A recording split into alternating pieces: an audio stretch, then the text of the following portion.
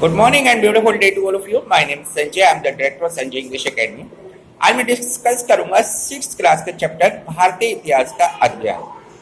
बच्चे मोस्टली समझते हैं कि इतिहास बहुत मुश्किल है, हिस्ट्री को समझा कैसे जाए। आइए इस पर डिस्कस करते हैं। भारतीय इतिहास का मतलब, इतिहास होता क्या है? इतिहास का मतलब होता है हमारी पुरानी घटनाएं जिसे हम जानना समझना चाहते हैं। तो पुरानी घटनाओं का विवरण हमें कहाँ मिलेगा? हम बात करते हैं राजाओं के समय से। राजा जब हमारे देश पर राज करते थे उस समय वो कई तरीके से किताबों को लिखवाते थे।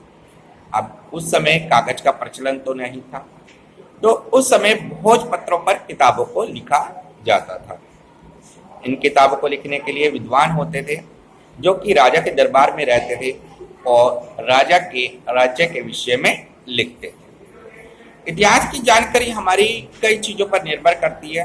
जैसे हम बात करें कि स्रोत सामग्री, कहाँ से हमें सारी इंफॉर्मेशन मिल रही है, कहाँ से हम इकट्ठा कर रहे हैं बुक्स को लिखने के लिए, राजा का राज्य कैसा है।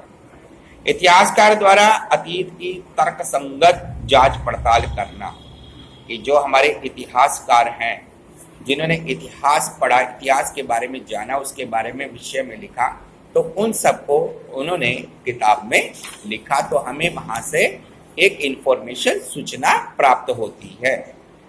और इतिहास को अगर हम बात करें तो इतिहास के किस तरीके से इतिहास को बढ़ाया जाता है। अभी हम कहें अभिलेखागार, अगर हम कहें कि राजा स्तंभों पर लिखवाते थे। अगर हम बात करें अशोक स्तंभ की, तो अशोक स्तंभ पर राजा अपने राज्य का विवरण लिखवाता था।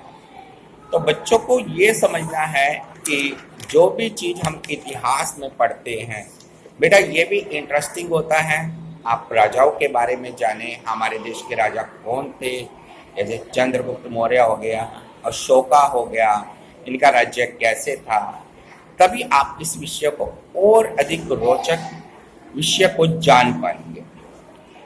राजाओं के कार्यशैली अलग अलग थी।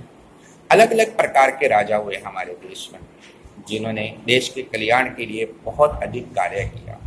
तो इतिहास एक बहुत ही, अगर मैं कहूँ, उच्च श्रेणी का विषय है जो आपको मदद करेगा हमारे पुरानी संस्कृति, हमारे पुराने समाज और हमारे पुराने इतिहास को समझने में।